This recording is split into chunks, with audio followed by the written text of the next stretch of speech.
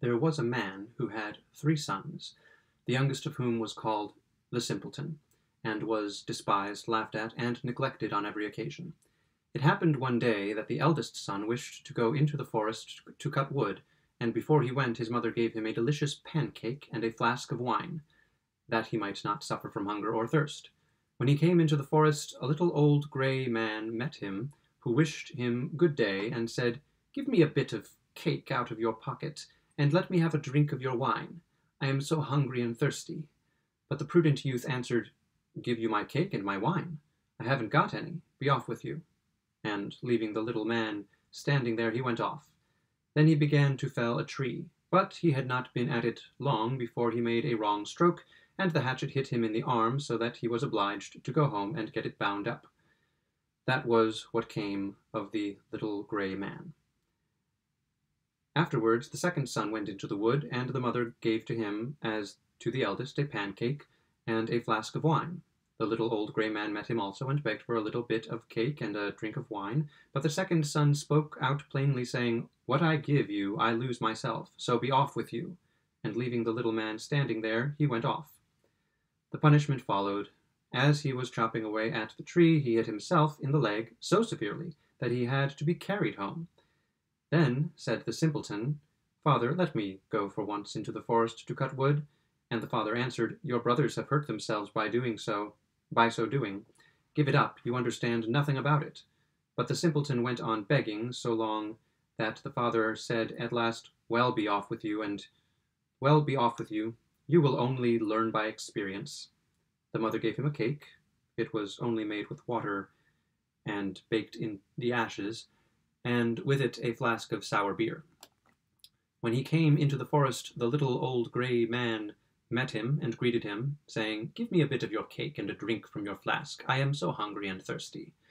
And the simpleton answered, "I have only a flour and water cake and sour beer, but if that is good enough for you, let us sit down together and eat." Then they sat down, and as the simpleton took out his flour and water cake, it became a rich pancake, and his sour beer became good wine.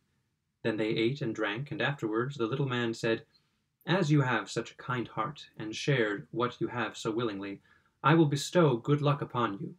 Yonder stands an old tree. Cut it down, and at its roots you will find something." And thereupon the little man took his departure. The simpleton went there and hewed away at the tree, and when it fell, he saw, sitting among the roots, a goose with feathers of pure gold. He lifted it out and took it with him to an inn where he intended to stay the night. The landlord had 3 daughters who, when they saw the goose, were curious to know what wonderful kind of bird it was, and ended by longing for one of its golden feathers.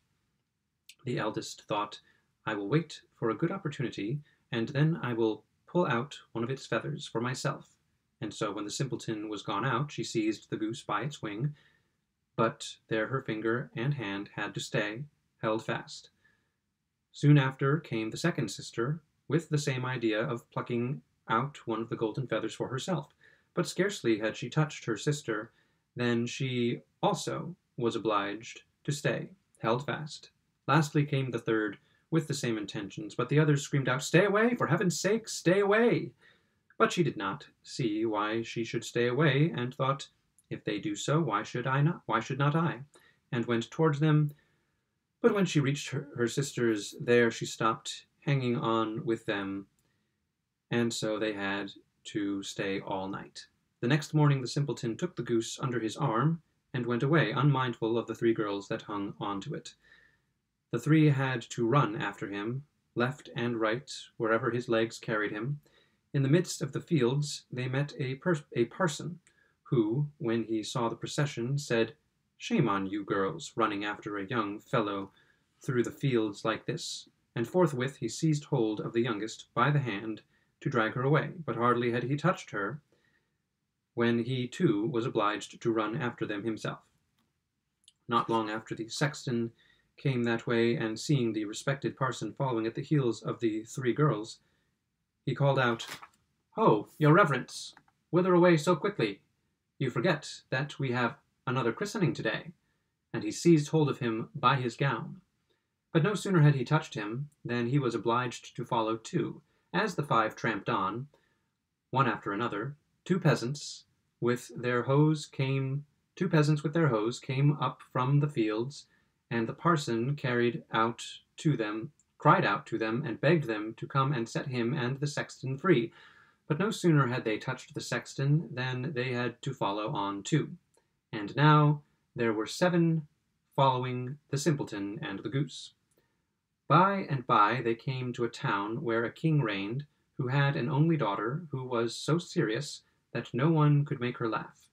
Therefore the king had given out that whoever should make her laugh should have her in marriage. The simpleton, when he heard this, went with his goose and his hangers-on into the presence of the king's daughter. And as soon as she saw the 7 people following, always one after the other, she burst out laughing, and seemed as if she could never stop. And so the simpleton earned a right to her as his bride. But the king did not like him for a son-in-law, and made all kinds of objections, and said he must first bring a man who could drink up a whole cellar of wine. The simpleton thought that the little gray man would be able to help him, and went out into the forest, and there, on the very spot where he felled the tree, he saw a man sitting with a very sad countenance. The simpleton asked him what was the matter, and he answered, "I have a great thirst, which I cannot quench. Cold water does not agree with me.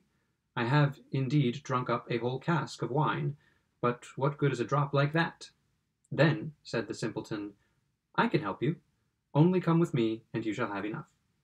He took him straight to the king's cellar, and the man sat himself down before the big vats, and drank, and before a day was over, he had drunk up the whole cellar full.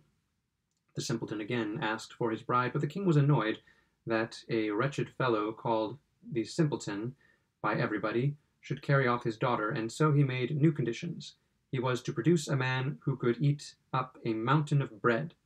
The simpleton did not hesitate long, but ran quickly off to the forest, and there in the same place sat a man who had fastened a strap round his body, making a very piteous face, and saying, "I have eaten a whole bakehouse full of rolls, but what is the use of that when one is so hungry as I am?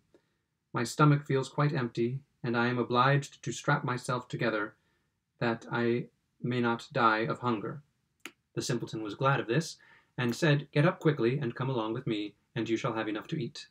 He led him straight to the king's courtyard, where all the meal in the kingdom had been collected and baked into a mountain of bread.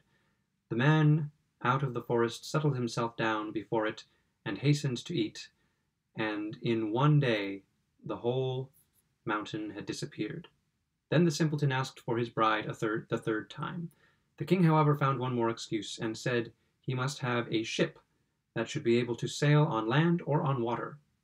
"So soon," said he, "as you come sailing along with it, you shall have my daughter for your wife." The simpleton went straight to the forest, and there sat the little old gray man with whom he had shared his cake, and he said, "I have eaten for you, and I have drunk for you. I will also give you the ship, and all because you were kind to me at the first." Then he gave him the ship that could sail on land and on water, and when the king saw it, he knew that he could no longer withhold his daughter. The marriage took place immediately, and at the death of the king, the simpleton possessed the kingdom, and lived long and happily with his wife.